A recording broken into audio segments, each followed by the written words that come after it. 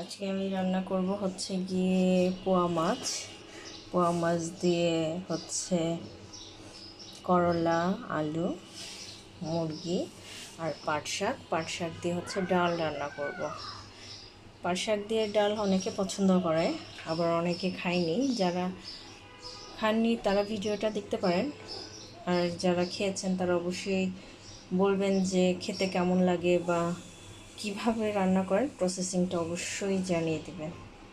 রান্নাবান্না শেষ করে ঘরটা একটু হালকা করে গুছিয়ে নিলাম, কারণ রোজই গোছানো হয়, তারপর প্রচুর ধুলা পড়ে যায়, তাই হালকা করে একটু ঝেড়ে টেড়ে পরিষ্কার করে নিলাম।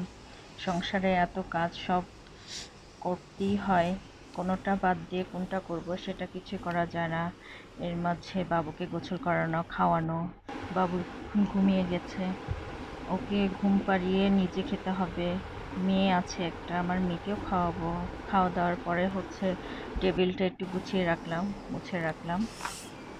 টেবিল পরিষ্কার না থাকলে আসলে দেখতে ভালো লাগে না, তাই টেবিলটা একটু ভালো মতো পরিষ্কার টরিষ্কার করে গুছিয়ে সব কিছু এক সাইড করে রেখে তারপরে হচ্ছে আমি অন্য কাজগুলো করি। আমার খাওয়ার পরে সাথে সাথেই হচ্ছে গিয়ে সব কিছু গুছিয়ে রাখতে হবে, নাহলে দেখতে কেমন যেন মানে অদ্ভুত লাগে, একদমই ভালো লাগে না। আর এটা হচ্ছে কাঁচামরিচ, আমার মা বাড়ি থেকে কাঁচামরিচ পাঠিয়েছে, এই তো।